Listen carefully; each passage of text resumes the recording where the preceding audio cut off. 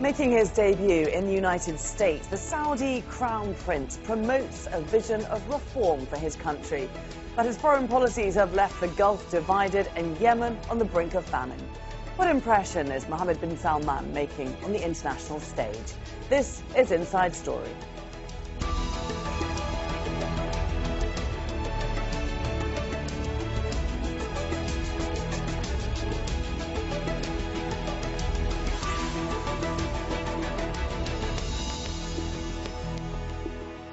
Hello there and welcome to the programme. I'm Laura Kyle. Saudi Crown Prince Mohammed bin Salman is on a charm offensive in the United States. As he meets US leaders and signs major business deals, bin Salman is promoting himself as a social and economic reformer, reinventing his kingdom for the modern era. It's part of his first major foreign trip, having just wrapped up a visit to the UK. But since his rise to power, the Crown Prince has been a controversial figure. The Saudi bombing campaign in Yemen has contributed to one of the world's worst humanitarian crises. And reports have also emerged of a plan to reshape the political map of the Middle East and fracture the Gulf Cooperation Council. Alan Fisher has more on a secret meeting of Arab leaders on a yacht in the Red Sea, organised by Lebanese-American businessmen. It's claimed George Nader organised the Power Summit late in 2015. 5 Middle East leaders were on the guest list. There was Mohammed bin Salman, then Deputy Crown Prince of Saudi Arabia, Mohammed bin Zayed, the Crown Prince of Abu Dhabi, Egyptian President Abdel Fattah al-Sisi, the Crown Prince of Bahrain, Prince Salman, and King Abdullah of Jordan. Middle East Eye says Nader urged them to create a new power bloc in the Middle East to combat Turkey and Iran, and he would lobby for them in Washington. Libya was to join the group later. It's alleged Nader, a convicted paedophile, was told they liked the idea. Those at the meeting were concerned that as the US presidential election was moving into high gear, Democratic nominee Hillary Clinton would protect the Iran nuclear deal and would be less keen to abandon old alliances. But the meeting thought the Republican candidate Donald Trump might be more likely to support their initiative. We have seen for the last 9 months that there has been a new alliance that has emerged between the United Arab Emirates, Saudi Arabia, Egypt, and with Bahrain as a junior party, as a junior partner. And whether or not that alliance can sustain itself in the long run, that is unclear, but there are certainly efforts to boost that alliance at the expense of the Gulf Cooperation Council. It was reported that King Abdullah of Jordan briefed congressional leaders in the US that Turkey was the main regional threat to stability. But he later allegedly fell foul of the group for not fully supporting the blockade against Qatar, which is now 10 months old. And Jordan voted against Donald Trump's controversial move to recognise Jerusalem as the capital of Israel. This bloc that has, so to speak, emerged is not a bloc that can implement and carry out actual policy. What we have seen is that the U.S. prefers bilateral relationships with each of the 6 GCC countries, and therefore unity is essential. Thank you very much. Nader is being investigated as a possible key link between Donald Trump and the Emiratis, and to see if there was an attempt to buy influence by indirectly sending money to the Trump presidential campaign. Nader also arranged a meeting in Trump Tower in December 2016 that brought together Trump's son-in-law and key advisor Jared Kushner, then Chief Strategist Steve Bannon, and the Crown Prince of Abu Dhabi. He was also at a second meeting in the Seychelles, which brought together significant Trump donor Eric Prince and this man, Kirill Dmitriev, a Russian banker with close links to President Vladimir Putin. Several embassies were approached for comment on the Middle East Eye's allegations. No one provided any reaction. Alan Fisher, Al Jazeera.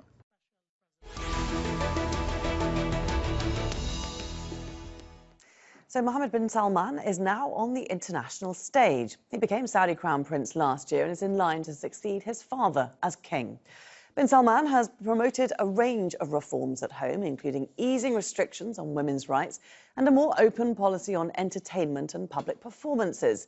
And he's behind a major anti-corruption drive targeting the Saudi elite. Critics say the campaign also removes domestic rivals. The Crown Prince is also a vocal opponent of Iran. In a recent interview, he compared the country's supreme leader to Adolf Hitler. Let's bring in our guests now. And in Washington, we have Joe Macaron, a policy analyst at the Arab Center, Washington, D.C. In Beirut, Rami Khouri, senior public policy fellow and adjunct professor of journalism at the American University of Beirut. And in London, Sami Hamdi, Editor-in-Chief of International Interest. A very warm welcome to all of you. Joe, Mohammed bin Salman, he's spending nearly 3 weeks in the US. It's an extremely long trip. What's he doing there? I mean, he's trying to forge the relation with the White House. This is the third meeting with Trump. We have big changes in the Trump administration now. He's trying basically to make the case for the priority of Iran, the priority of the changes he's making at home, while the initial invitation was to focus on the GCC and to unite basically the front against Iran. We have a new dynamic in that sense. I think the Saudis learned the lesson with Obama after the Arab Spring, the Iran deal, so they pushed to forge a relation with the Trump administration to be more in their interest. And now they are succeeding. You have Trump, he has a personal relation with Kushner, and you have the US establishment basically trying to resist the cozy US-Saudi relation where you have a larger US interest in the region. So I'm not sure, I mean, he'll be on the charm offensive, yeah, as you said in your introduction, but I'm not sure to what extent they can achieve together on the international stage and in relation to the bilateral relation. But he's trying basically to forge, his first goal is to cement his legitimacy as a new ruler now. He wants US recognition of this. And second, he wants to basically promote his idea of regional policy or the US foreign policy, how it wants to align with the Saudis. Sure, okay. And there's a lot of challenges in that sense. Absolutely, we'll look at those. Rami, the Saudi foreign minister says that relations with the US are at an all-time high, but an interesting report in the Guardian newspaper that bin Salman has been warned by regional advisors to distance himself from Trump because he's a volatile leader. Do you think the Crown Prince is heeding that warning? Probably not. He is embarking on an extraordinary trip that represents really the second phase of what started with Margaret Thatcher and Ronald Reagan, which was the global triumph of entertainment and free market economies. And now we're having this relationship expanded between the Saudis and the United States, or at least with Trump and the Saudi leadership, into free markets, entertainment, and the war industries, which both countries are very focused on. And he doesn't particularly care about the political standing of Trump right now. They assume in Saudi Arabia that Trump is going to hang around. In fact, it's a sign of the vulnerability in the Saudi-American relationship that it is Trump and Kushner who are the two critical elements in the relationship. But this is a sign of the fact that the Saudis are still quite amateurish in foreign policy. They proved it in the region, they're now proving it internationally. But the triumph of public relations for them now is the key factor in this process. They've spent millions, tens of millions on public relations, advertising, buying think tanks, buying journalists, taking people on trips. And this probably won't work, but it gives them some breathing space. People are intrigued by this guy. He's done some amazing things inside Saudi Arabia in terms of rapid change. So it's too early to have a real verdict on him. But what we can see is the process that he's leading is a process that's largely based on autocratic change from the top, war-making in the region, threats and blockades, and public relations internationally linked heavily to sales of arms. Sami, the Crown Prince has just been in the UK, just following on from what Rami was saying there. How successful has this charm offensive of the West been so far? I think with regards to his visit to the UK, I think it was a well-planned trip from the perspective that he took advantage of Theresa May's desire to show the British public that she can bring in investment as a result of following her negotiations with the European Union. I think also with regards to the trip to the UK, I think it was more directed to a domestic audience within Saudi Arabia as opposed to winning anything really from the UK government. Remember that the perception of the UK in Saudi Arabia is still a country that is great, still a country that has significant influence, even if it is on the wane following the vote for Brexit. So I think when he sees Theresa May rolling out, when the Saudi people see Theresa May rolling out the red carpet for Mohammed bin Salman, that gives him a huge boost within Saudi Arabia itself. So I think the UK trip was mainly directed at the domestic audience within Saudi Arabia, but the Washington trip is mainly directed to the US audience and not just to Donald Trump. I heard the previous speaker talking about Trump and Kushner being the main pieces of the jigsaw, which currently is true. But I think part of this trip is to rectify that. He's meeting James Mattis, who was a critic of the blockade on Qatar. He's meeting security officials. He's lobbying, buying think tanks, buying journalists, all of which to cement himself and restore Saudi's influence on the institutions in the US and not just relying on Trump. In other words, it seems he's listened to the advice that was given in The Guardian that he should distance himself from Trump. Not necessarily distancing himself, but in the sense that he's restoring the relations between Saudi Arabia and the US that were there before Obama came into power, which is very warm, very close, very on board with the Pentagon, with the State Department, and also with the presidency.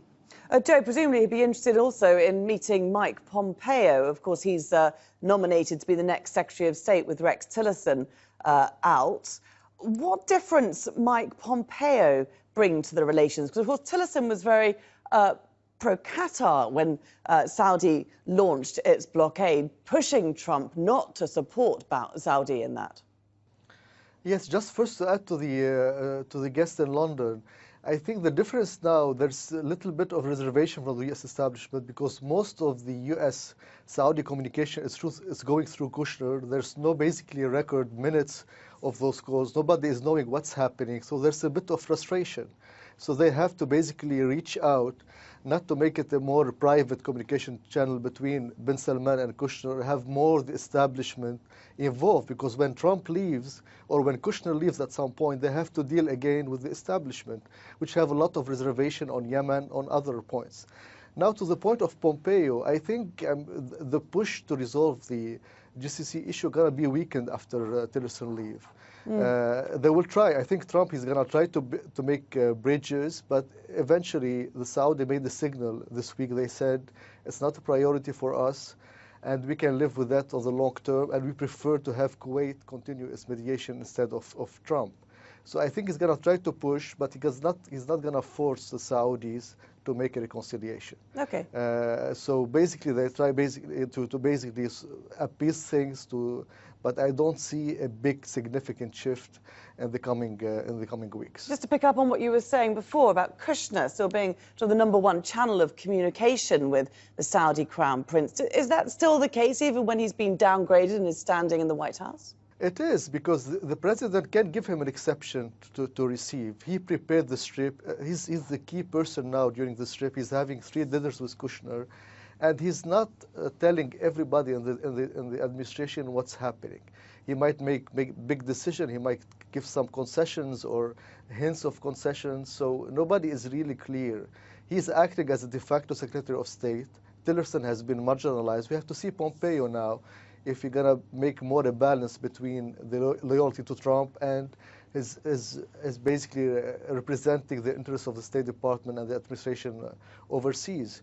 So until further notice, the downgrading of security clearance didn't affect. He went to Mexico. He met with the president without the U.S. ambassador in Mexico. So he's continuing his trend of basically controlling a specific file related to the Arab, the Palestinian-Israeli, the Mexico file, and the China. He's still acting as if he is the #1 charge without a real oversight from the National Security Council. Okay, I mean, that's interesting, isn't it, Rami? If, as Joe says, Kushner is acting as sort of a de facto Secretary of State, shouldn't we still be on the lookout then for his deal, so-called deal of the century between the Israelis and the Palestinians that's yet to be unveiled? Well, everybody is expecting something to come out of Washington soon, but it's actually coming out of Tel Aviv. Tel Aviv is driving this process, and they've got Kushner and Trump to buy into an idea, this outside-in, where the Israelis make peace with many Arab countries, especially in the Gulf, and then they all put pressure on the Palestinians and force on them a deal that could not possibly be accepted by any reasonable diplomat or jurist or international lawyer or anybody in the UN. So that probably will happen, and the Saudis will push for it a little bit, but probably not very much, because the deal, as we know, what we know about it now, would never fly anywhere except maybe in Tel Aviv, possibly in Riyadh, possibly in Washington. And you have leaderships in the Arab world that are desperate for foreign military support and economic support, and therefore will go along with whatever the U.S. asks. But public opinion in the Arab world is very, very critical of what's going on, including critical of the Palestinian leadership to a large extent.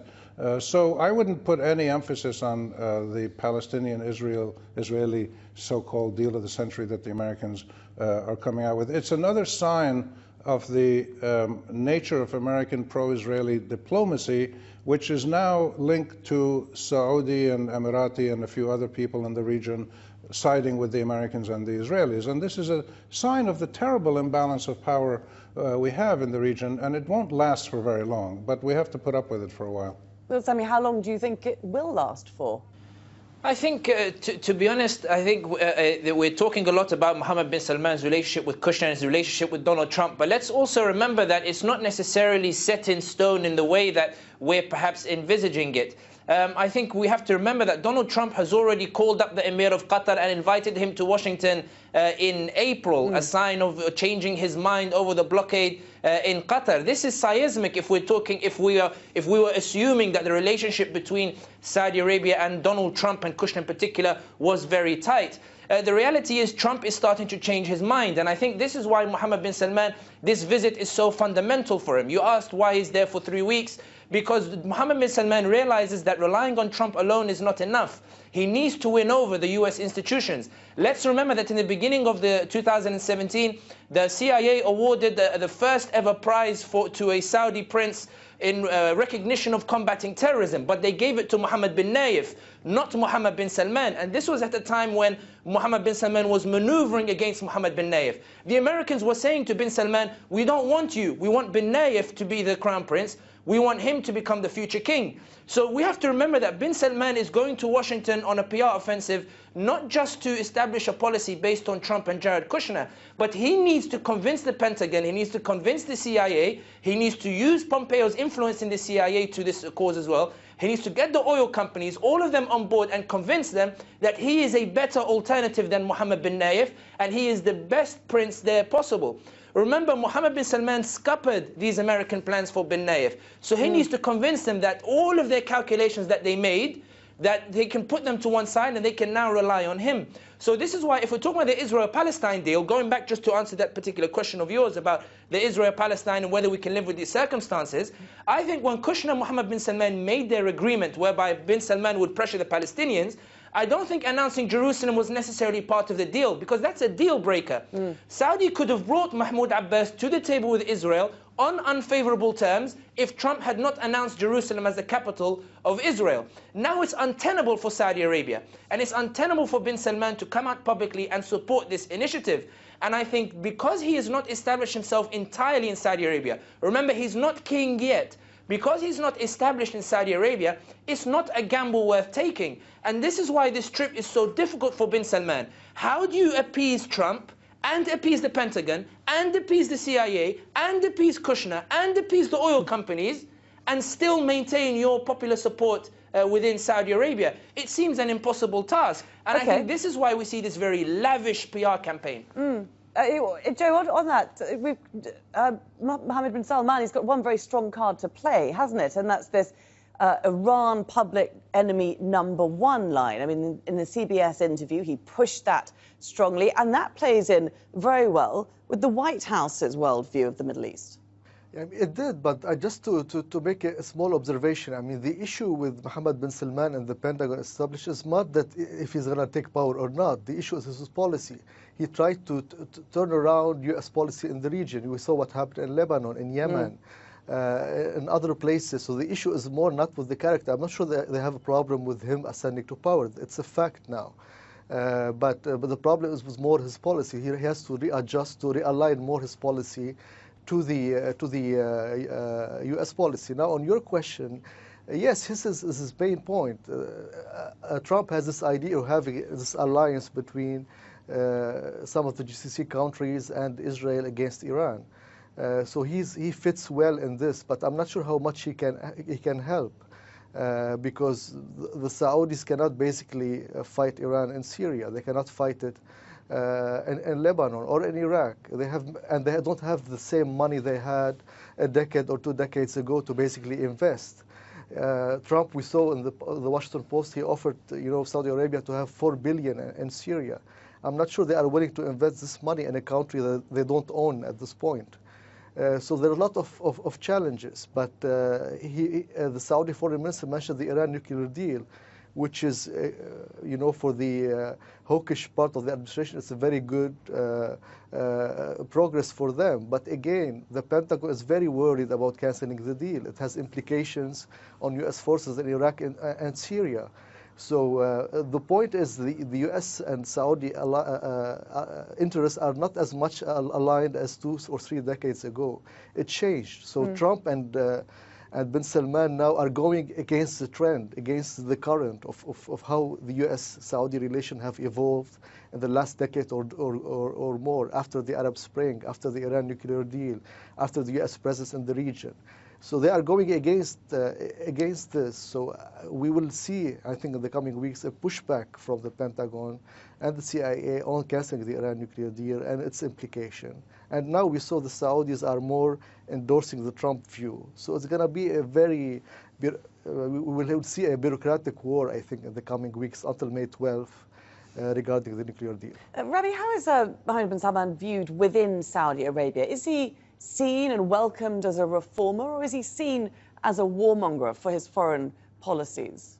Well, the reports that we keep hearing, and many of which are filtered through media that are paid or owned by the Saudis, the reports are saying that a lot of young people, most of them are happy with what he's doing, and that's probably correct, to liberalize their daily life, their cultural life, their women driving, cinemas, things of that nature. Most probably young Saudis would like that. The problem that he's going to run into is with the business establishment and parts of the religious establishment and parts of the royal family, all of whom are very hesitant about the heavy-handed, top-down, rather brutal manner in which he put several hundred business people in jail and in the hotel in custody. He hijacked the Lebanese prime minister for a few days. He made a war in Yemen. He blockaded Qatar. He threatened the Palestinian, Jordanian economies. A lot of people in the establishment and in Saudi society are not very happy with the failures and the rather brutish nature of Saudi diplomacy in the region. But internally, a lot of the changes that he's doing are appealing to younger people, but in the establishment, the business community, and among some religious conservative people, tribal people, he's definitely going to have opposition. The problem is that opposition cannot be expressed in any public way because he personally now oversees all the media. He's so what he's done is controlled every single lever of power in Saudi Arabia: the military, political, economic, religious, cultural, everything, media, everything is in his control, like it is with Sisi in Egypt and like it used to be with Saddam Hussein. So he's got this new form of one-person government, which we don't know what the Saudi people's verdict on that is, and we won't know for a couple of years. Okay. Sami, just in the last minute, we've got much of this trip is the Crown Prince looking for deals with American companies. He's got his eye on Saudi post-oil. He desperately needs to diversify. He does need to diversify, but I think Saudi Arabia maintains its reputation. I mean, he's launched some ambitious projects. He's got some renowned businessmen to back him, Masayoshi Son of Japan and all of these other various different businesses. I don't think Saudi will have a problem in terms of getting that particular investment. I think the problem that many people will have is with Mohammed bin Salman's arbitrary nature of governance. I don't necessarily, when we're describing his policy of getting involved in Yemen and Lebanon, I wouldn't necessarily call it policy as much as a knee-jerk reaction. Yemen, the Houthis were about to take over, and Hezbollah and Michel Aoun were about to form an alliance that would have meant Hezbollah would take complete control of Lebanon. So I think these were knee-jerk reactions more than particular policy. But I think with regards to investment, Saudi Arabia remains lucrative. And as much as we talk about human rights and chaos and disaster, Rockefeller said when there's blood on the streets, there's money to be made. And I think this is the mantra that many of these businessmen follow. Mohammed bin Salman is opening up monopolies in the country for people. He's announcing these ambitious projects. He's promised that if the Americans won't come, he'll get the Japanese, he'll get the French, he'll get the British, he'll get whoever. So I think he's making all these different walls fight each other for the Saudi Arabian economy. He has the Aramco IPO, which he's teasing New York with, saying, I might do New York, I might do Singapore, I might do Tokyo, all of which to see who will be the biggest bidder, who will put the most money in Saudi Arabia. From a very cruel perspective, it's quite clever. Whether he'll succeed or not, as Rami said earlier, we need a few years before we can really gauge whether he's been successful or not. Absolutely, he's a very ambitious man indeed. Well, many thanks today for all our guests for joining us, Joe Macaron, Rami Khoury and Sami Hamdi. And thank you too for watching. You can see the programme again anytime by visiting our website, that's aljazeera.com. And for further discussion, do go to our Facebook page, that's facebook.com/AJ Inside Story. You can also join the conversation on Twitter. Our handle is @AJ Inside Story. From me, Laura Kyle, and the whole team here, it's bye for now.